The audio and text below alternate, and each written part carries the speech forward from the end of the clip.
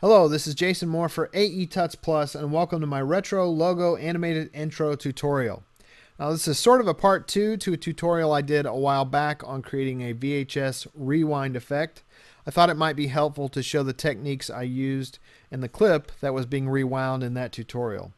This tutorial also only uses standard After Effects plugins, no third-party plugins required. Now, the look of this is kind of inspired by those animated intros and outros I saw a lot growing up watching Saturday morning cartoons or primetime television in the 80s. It's also inspired by corporate instructional videos that often had kind of a cheesy animated intro and bumpers in between segments and that sort of thing. Now, for visual inspiration, I went to YouTube and I searched for some of these old logos, and I found this great clip called Scary Logos that strings a bunch of them together. And I'm going to show you the one that is really my main inspiration for this tutorial.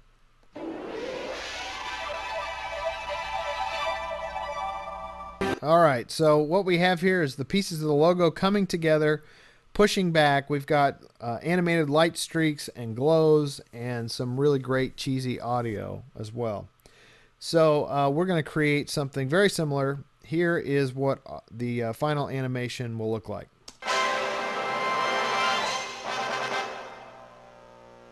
Alright, you might notice there the audio sounds pretty horrible. That started out crisp and clean, and I want to show you real quick before we jump into After Effects how I did that. I went to my music library and I found something I don't use often, Backtracks library from 10 or 12 years ago from Digital Juice. It had a MIDI sounding Indiana Jones kind of track on it, and I took that and edited it down to about 3.5 minutes using a program called Audacity.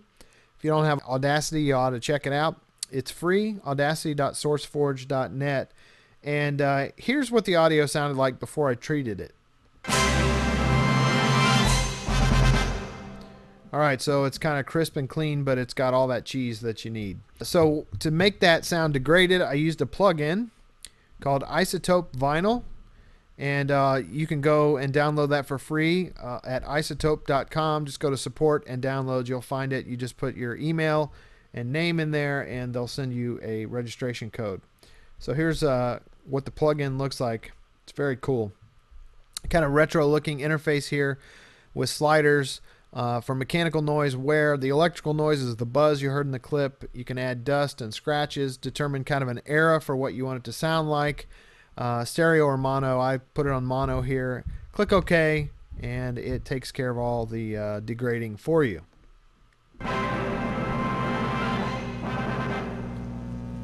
Of course, normally we want to eliminate buzz in a clip, but in this one I thought it would really add to the effect. Alright, so let's go ahead and jump into After Effects, and we'll start by creating a new composition. We're going to make this composition 700 by 300 because it accommodates the logo well at that size.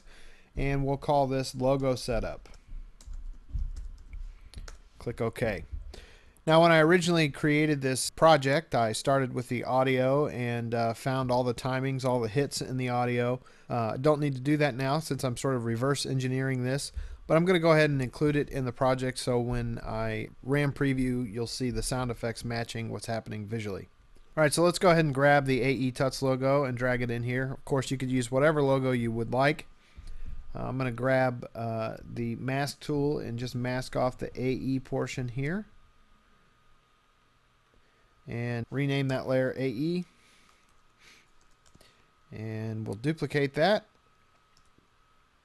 And we'll call this Duplicate Tuts Plus. And I'm just going to take the mask here and adjust it to grab the other half of the logo.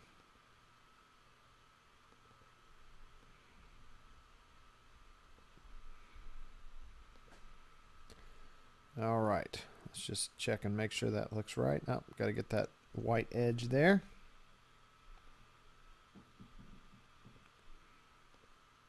All right, looks good. So the main hit happens in the music at 1 second and 19 frames. So I'm going to go to that time on the timeline and hit P for position and just set a position keyframe. And then at 28 seconds in, we want to separate these things so they're sort of on either edge of the frame.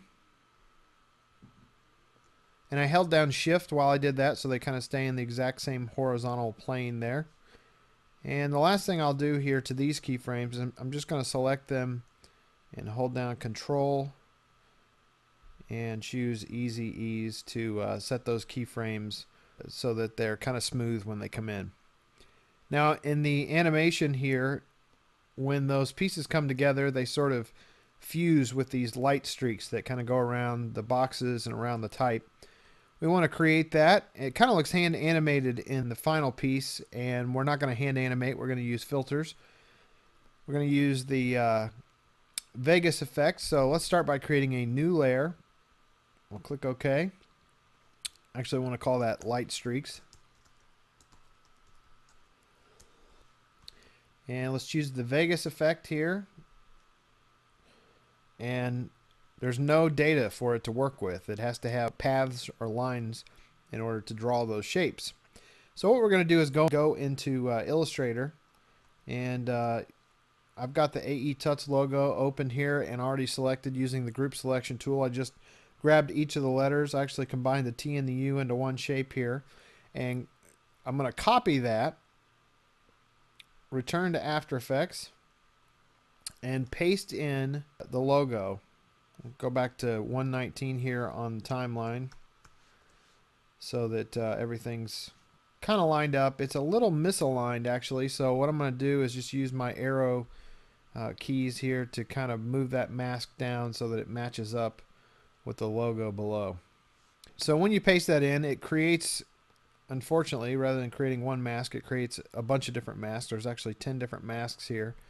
And what I need to do just to keep this kind of organized is to go through and rename all of these masks. So I'm going to call this left box,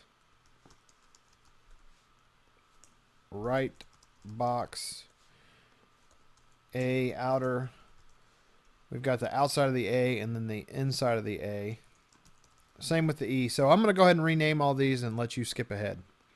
All right, so I've got them all renamed now, and I'm just going to grab the left and right box in those boxes and drag them to the bottom of the stack here. So now we have all of our mask shapes.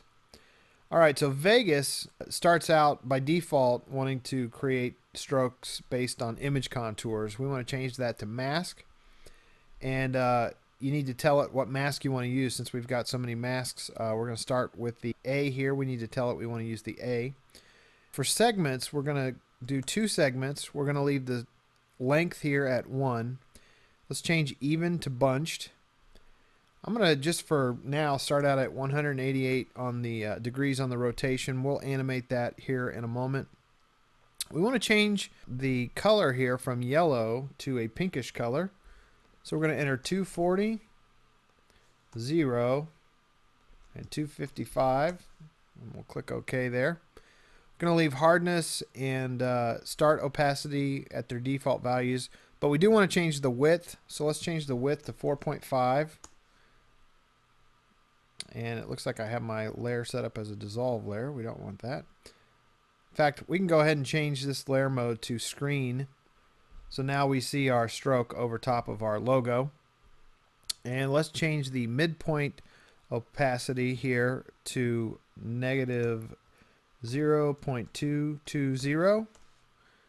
Position will be 0.493, which are numbers that I arrived at through much experimentation. So right now, that's just applying to the A. If I click off this, you'll see that we kind of have a glow happening around the A there. What we have to do is set up instances of the Vegas effect for every one of these masks.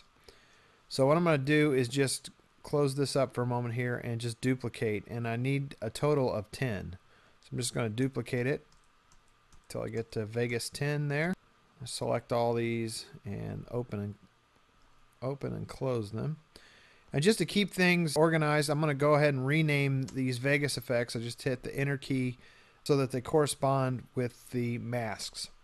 So I'm going to call this Vegas A outer, and I'll go ahead and rename those and save you the time of having to watch it. All right, so they're all renamed, and now what we have to do is go into each instance and change it to the corresponding mask. So we're going to change this from A outer to A inner. And And the other thing that we want to do is vary the segments here. The A outer works well with 2 segments, but the A inner doesn't really need 2 because it's such a small space. So we're going to change that to 1. And we're just going to go through and reset each of these to match their corresponding mask. So we'll do E outer on this one. We're going to do 3 on the segments for that. E inner, change to the E inner mask. And on that, we're just going to do 1 segment. TU will be, I'm going to change the path to TU. Segments will be 3.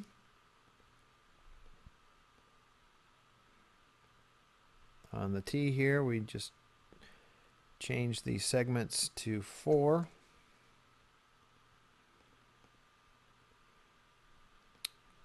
Set up the S, and we're going to do 5 segments on the, or 4 segments on the S. And on the plus here, we're going to do 5 segments after setting it to plus. And then finally, we've got our last 2 boxes here. Left box, we'll just leave that at 2. And right box, we will also make 2.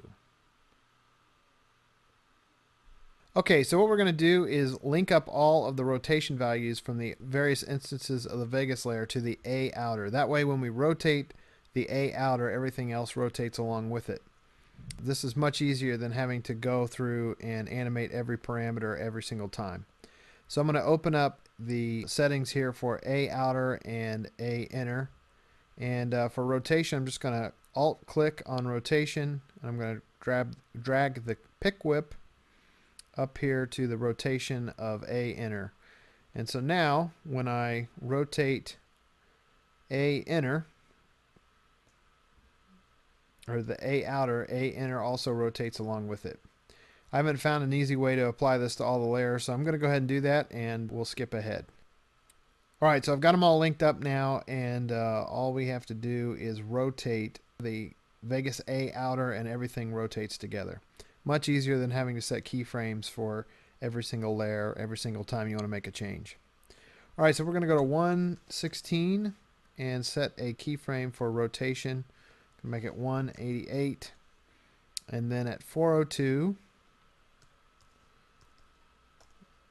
we're going to set the rotation at 0. And so over the course of that time, we'll have our layers rotating. Next thing we want to do is set some opacity keyframes to have this kind of turn on. So we're going to go to 112. And we'll go down to the bottom here to opacity.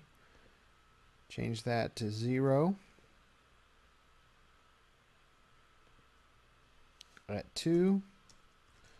Going to go set our keyframe there to 100% opaque. At 227. We're going to set another keyframe at 100%, and then at 404, going to set a keyframe for 0. So it comes on, rotates, and then goes off. Alright, so right now those lines are just a little too perfect. They look just a little too computer generated. I'm going to apply the Turbulent Displace effect. Just drag that on there. And the settings we're going to use for Turbulent Displace here, right now it really kind of whacks it out big time. I'm going to change the settings up to 21 for amount. Size will be 2. Basically we'll leave everything else the same. And now you get something that looks a little bit more hand-drawn, a little more organic. Another thing we want to apply to this layer is a glow. So we're going to use a stylized glow.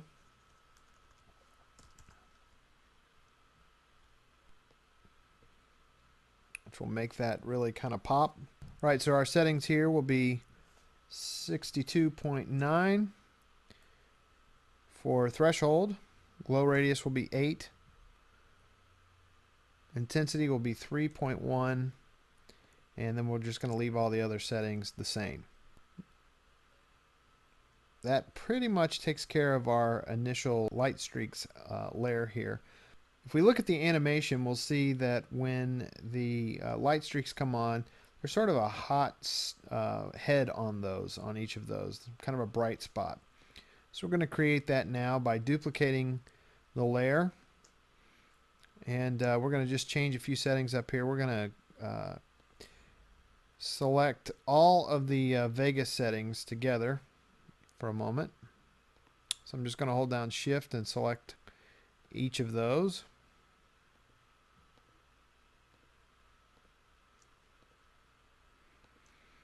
And then the first thing that we're going to do is change the color from our pinkish color to white. Click OK. We want to change the width to 3.30. Alright, so we want to change the value here for the midpoint opacity to negative 0.840. This is just going to shorten the lengths up, and then 0.082. And that's going to give us just a bright little spot on the ends of all of these. Also, we want to change the layer mode here from screen to color dodge, which is again just going to give us that bright center. Okay, the next thing that happens here in our animation is that we have a light pass, a light streak here that kind of comes across the whole logo. So we're going to create a new layer for that. New solid. We'll set that to white. And we'll call this light pass. That's actually not white, that's blue.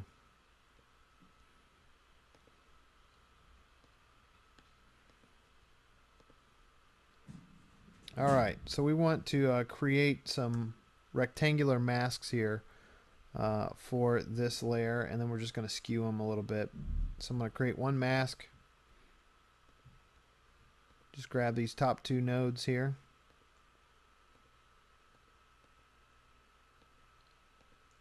I'm just going to kind of move them sideways. Alright, so we'll just call that big bar. And then we'll duplicate that, and then make one called small bar.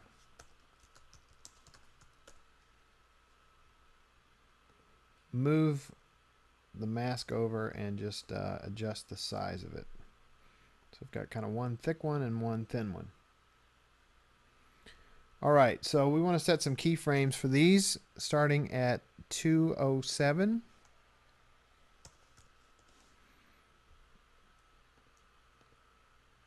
Then at 320, when I have those pass to the other side. I do want to kind of have the small one pass the big one, so we're just going to move this over a little bit. And, well, let's turn them back on for a moment. And you can see that right now it kind of goes outside the bounds of our art. I'm just going to duplicate the Tuts part, the Tuts logo here, and bring it up. And I'm going to delete the layer mask. We're going to use this as an alpha matte. So now our light is just hitting inside of our logo there. It's pretty bright as it is right now, just a complete solid there. So let's feather this a little bit, just smooth it out some. So we're going to do 33 for the big one and 10 for the small one. And then the last thing we'll do is set this to overlay layer mode, which just kind of makes it look like a bright little streak there on our logo. Okay, so in our finished piece, right in front of the light streaks here are a couple little hot spots that aren't quite in alignment with them. So we want to create another layer to do that. Let's duplicate our light pass layer here and bring it down. We want to offset the keyframes a couple of frames here. So let's go to the front of those keyframes. We're just going to back up 2 frames and move those over. What we're going to do is use what we're doing right now as an alpha track matte for a new layer that we'll create. Alright, so on this next layer, create a new solid. We're going to put it underneath the light pass. And we're going to grab the mask tool here. Let's turn it off for just a moment. Let's create a mask that is the same size as the logo. Probably not entirely clear what we're doing here. We're going to create those highlights using a stroke and then set the track mat to use the light pass above so that we'll just have highlights on the stroke. Alright, so let's apply a stroke to this layer.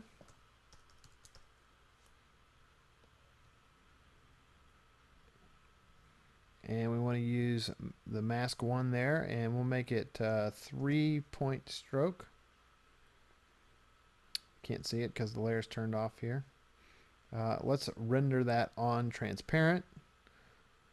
And then if we set our track mat here to alpha matte, we're just going to see it on the parts out here where our light pass is above it.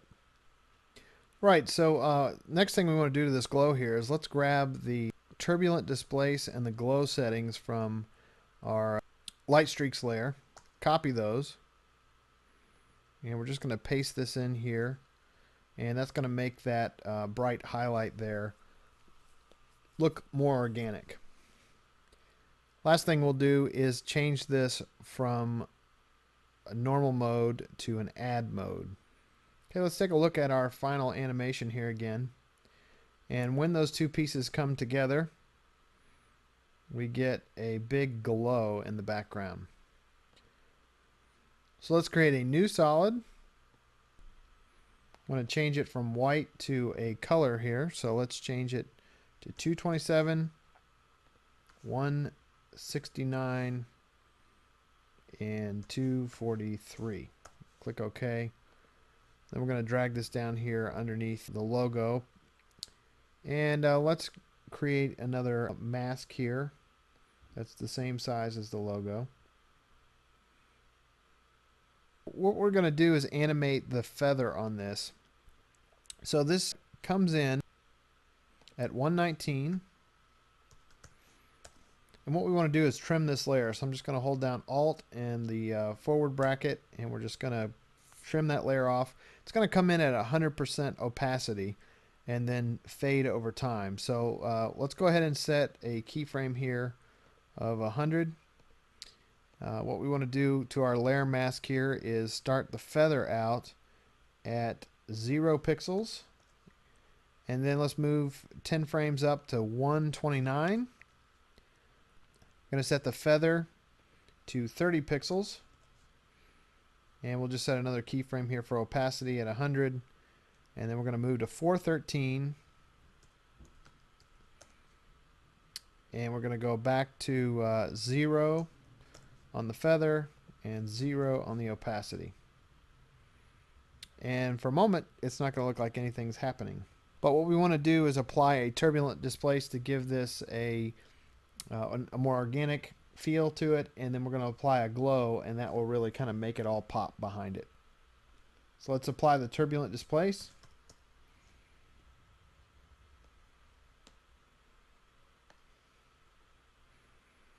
The settings on that will be amount 6, size 72, complexity will be 2.3.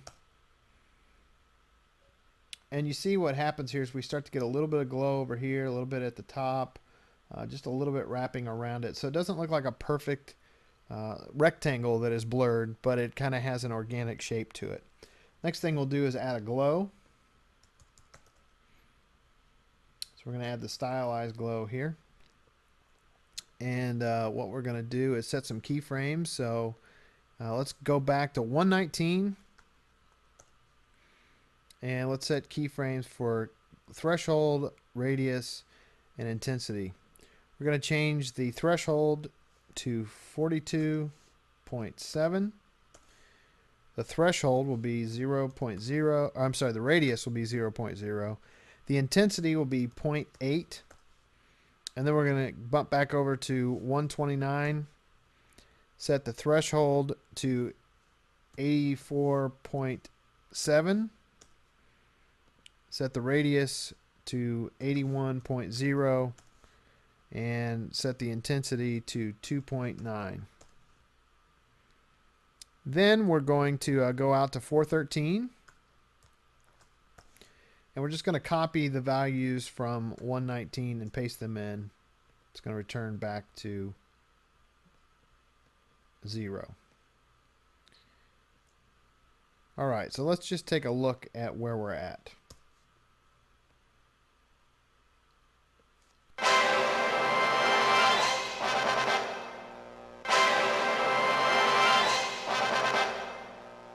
All right, so that looks pretty good so far. What we're going to do is add kind of a bright glow behind the bigger glow. So let's duplicate our glow layer, which I didn't call glow layer, so I think I'll do that. Duplicate that, and then we're going to go into the solid settings and change it from our pink color to white. Click OK. We'll call this hot glow. It's going to be kind of the hot edge there. And we'll just bump over here to the center. And it's way too intense as it is right now. So we're going to change the feather values. So that first keyframe that is 30, we're going to change to 5. And then we want to delete the glow. We don't need that glow on there. And what it does is just give kind of a nice white edge around the whole thing. So that pretty much completes our logo setup. We need to create a new composition for our 3D animation. So let's go ahead and create a new composition. And we're going to make this the HDTV 720-2997. And I didn't name that, so let's name that logo animation. And this is just where all the pieces are going to start to come together. All right, let's start by dragging our logo setup in. And as it is right now, it's a little bit small, so we're going to, and normally I wouldn't scale things up like this, but because of the way that we're degrading this, it's okay to do that. So I'm going to scale it up to 180, and I'm going to set this to be a 3D layer. Now I want to add a new camera. And 35mm will work just fine. Click OK. And I'm going to go to 119, which is kind of the key frame in this entire piece here. And I'm just going to set keyframes here for point of interest, position, and orientation. So ultimately what we want is for the logo to kind of land in this position when the big hit happens. Now I'm going to go back to 0. And we're going to use the Track Z camera tool here to kind of push in on the logo. And we're going to give a little rotation here to make it kind of swoop in. And let's just center that up so that we kind of fly through the center of the logo. Push in on it a bit there. Move it over slightly just so that it's kind of moving right in between those two pieces, centered. And there we go. So let's just see how that looks.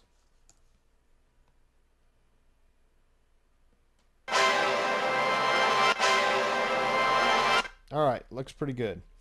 So let's add a background to this then. We'll give it a little gradient there in the background. So I'm going to create a new solid. Call this background, and we're going to use the ramp effect.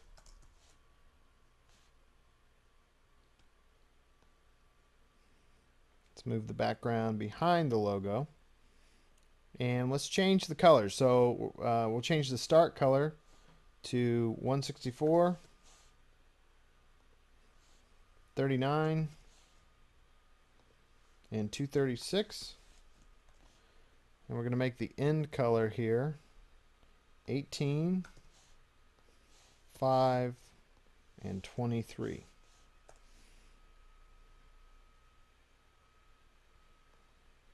All right, so with our logo over top of that, that looks pretty good. This is just a standard gradient, and I kind of want to make it look a little more blotchy, a little more aid. So to do that, I'm going to apply a Turbulent Displace again.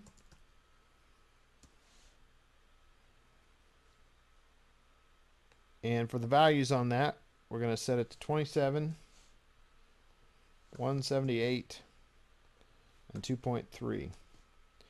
And you can see here that it just makes it look a little less perfect, a little more hand done and a little less computer generated.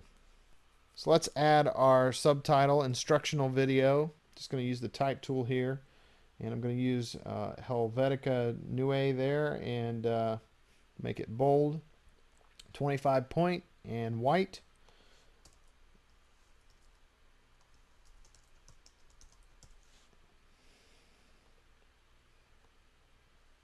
Center it up there.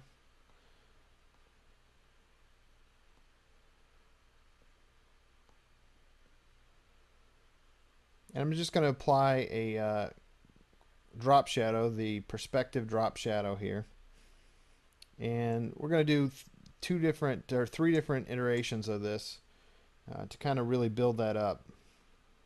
It looks like your old standard drop shadow. The last thing we'll do is blur this a bit.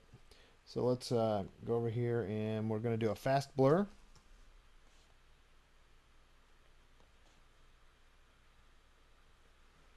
We'll do about 5 on that. That's a little too much. Let's do 2. Alright, so it's slightly blurred. So let's set some opacity keyframes. I'm going to go to 211 and we'll start out at 0. Bump over to 222 and we'll bring that up to 100%.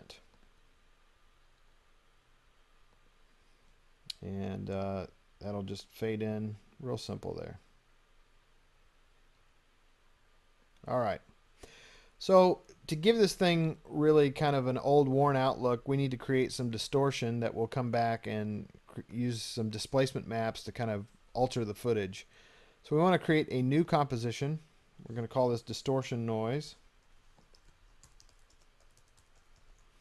And again, we're just using the standard preset there of 1280 by 720. Click OK. Start by creating a new solid. And we'll call this Noise 1. Going to use the Fractal Noise effect.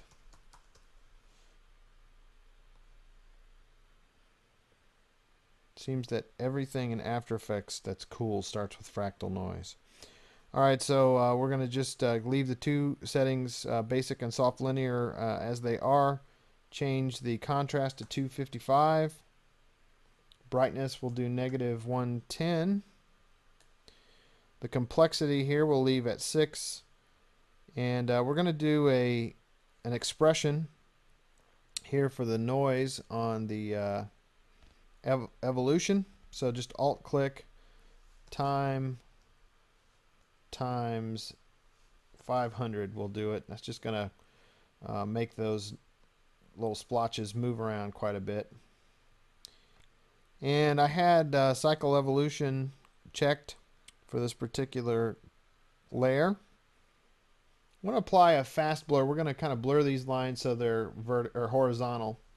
So we'll do a fast blur. Drag that on there.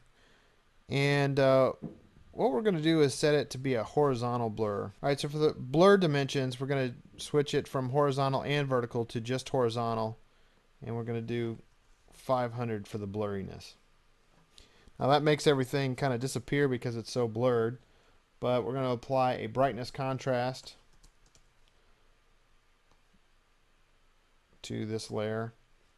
And it'll bring everything back. So we're going to do 100 on the brightness and 77 on the contrast. And then we get some nice horizontal bands there. Alright, so let's create another layer with some noise on it. So we'll do another new solid. Call this Noise 2.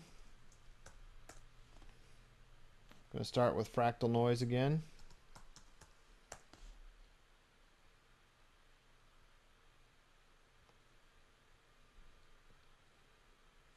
On this one, again, we'll do basic soft linear. Contrast, we're going to bump up to 348. Brightness, we're going to do 183. We'll leave the complexity at 6. Actually, negative 183. A solid white is not really going to help us all that much. And then we'll apply the same expression here. Time times 500. And this is really probably hard to see on your screen, but it's just going to create a few little blips here and there. Like here's one right here. I don't know that you can see it, but as time goes on, it's going to just create these little little specks that are going to be on the screen in various places. Lastly, we will set this layer to add. So you'll see the layer in the background there and some occasional specks that will pop over top of it. Alright, so that's really all we need to do for the distortion noise. So we can close that. Take a look at the finished animation here. This is just kind of hard to see, but we have a couple places where we have these sort of white lines that pop up, sort of a bottom, I call this bottom junk. And there's really no rhyme or reason. It's just something that you see at the bottom of VHS recordings sometimes. So we're going to create a new composition. We'll call it bottom junk using the 1280 720 preset. And we're going to start out again with a new solid. Call this junk 1. And do fractal noise again.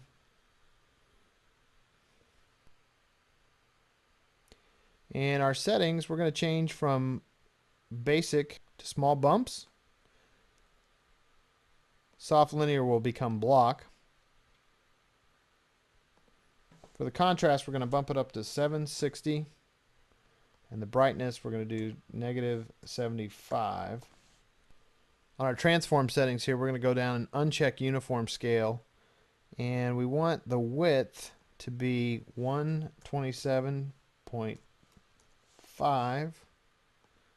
And the height, we're going to set to 2. And that's just going to give us these little bands here, these little blocky looking lines. And we'll apply that same expression. Time times 500.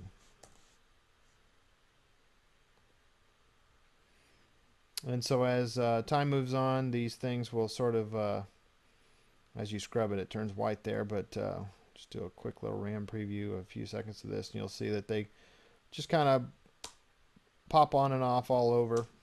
We're going to make 2 different variations of this. So let's just duplicate number 1. We'll rename it junk 2.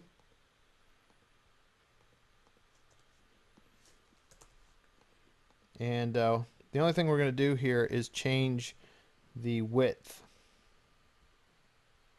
Let's do about 450 on the width for our second copy. Let's drag junk 2 on top of junk 1. And we're going to change the layer mode to screen, which will remove all of the black. And so now we have some long lines and then some shorter ones. We're going to do that one more time. Junk 3. And we'll change the width to 200. Alright, so now we've got 3 different lengths, and they all move together randomly and will work well for the bottom of our footage. Alright, so we're going to create another new comp. I'm going to call this render comp. It's also our standard preset size. And we're going to start to drag our footage down into it. Let's start first with the logo animation. We'll drag that in. And underneath it, we're going to set up the distortion noise. Now, for right at the moment here, we're not actually going to see it. We're going to use it as a displacement map. So let's create a new adjustment layer. And then for effect, let's choose displacement map. What this is going to do is kind of take all of our footage and bend it around that noise and make it look very aged. So first let's set the displacement layer here as distortion noise. And you can see already that it starts to kind of bring a black line over here on the side, starts to push things over. We're going to change the values here. For red, we're going to do 20. And for green, we're going to do negative 13. And click OK. And you can see here, as we get into our footage, we've already got some spots where our distortion noise comp is kind of moving our pixels around a little bit and making it look a little more fuzzy. Let's blur this layer a little bit. So we'll go over here and choose fast blur. And do 4.0 on that.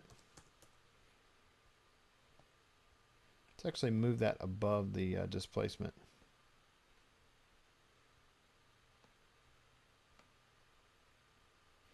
Doesn't make a lot of difference, makes a subtle little difference there.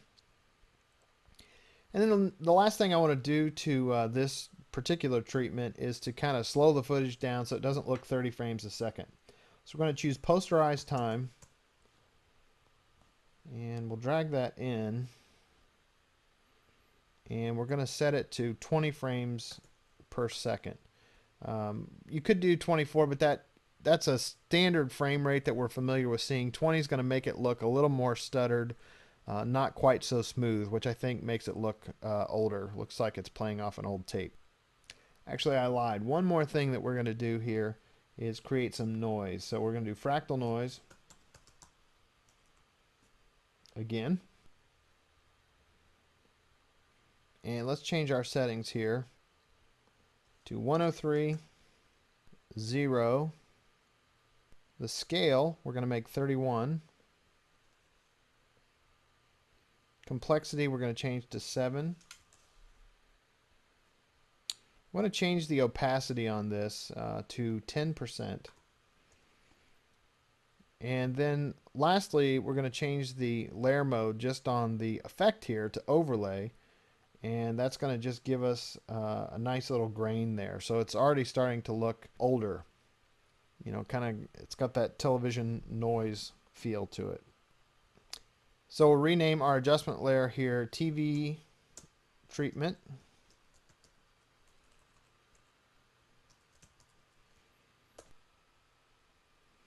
And then I want to bring in some of this distortion noise so that we get these horizontal bands and those little blips that we created. So let's duplicate the distortion noise comp and bring it up above the logo animation. And we're going to use an effect called Unbolt. It's a null effect, which is a free effect. And what it does is it basically takes a layer and makes what all the darks. If you set the layer to multiply mode, you lose all of the darks and they become transparent. Well, Unbolt actually takes that and makes an alpha channel for that. So what I'm doing here is removing all the blacks, and we can now see the streaks, but all of our blacks go away.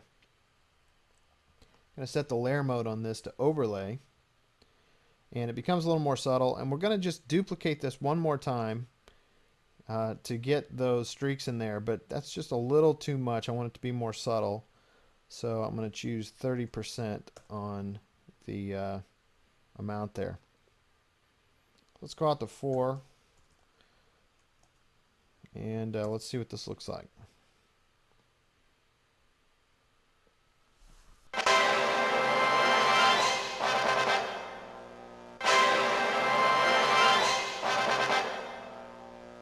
All right, so that looks pretty good. What we're going to do now is just sort of finish it off. It's got, you know, sort of the noise and the distortion and everything.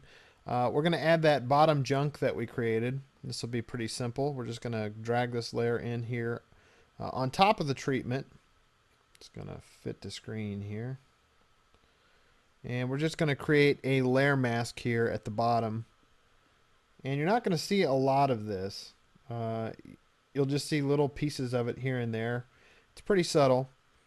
And let's set the feather amount here to 3 pixels so that you don't have a perfect edge line there. And then to kind of, again, make this look very aged, when you have a VHS tape in, the heads didn't always stay aligned real well and it played a little garbly. And so we're going to give the logo animation a bit of a wiggle so that it kind of moves around on the screen just subtly, and looks like it's not tracking perfectly. So let's add a keyframe or an expression here to position. We're just going to hold down Alt and click on position. We're going to add a wiggle keyframe. Wiggle 2, 3, and the end parentheses there. And that's just going to make our footage bounce a little bit. One last little piece to finish this off will be to add some fields, kind of mimic television. So let's create a new adjustment layer. We're going to use the Venetian blind effect.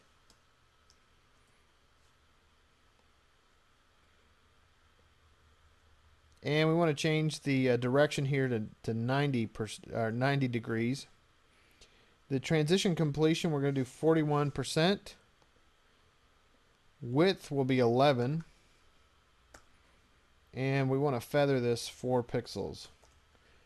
And of course, as it is right now, it's a little bit hard to see what's going on underneath. So we're going to set the layer mode here to screen. And then finally, we're going to knock the opacity way back on this to 25%.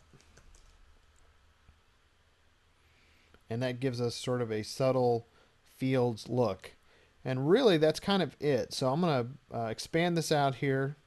We'll go out to about 5 seconds. We'll do one final RAM preview.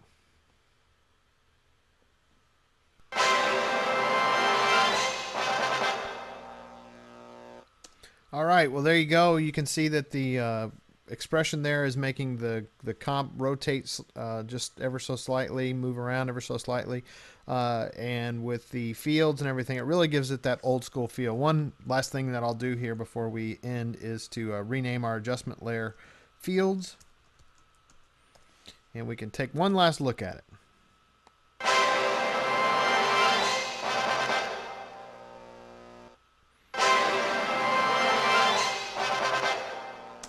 Well, I hope you found this helpful. I'm Jason Moore for AE Tuts Plus, and I hope that you have lots of success making your footage look really horrible in the future. Until next time.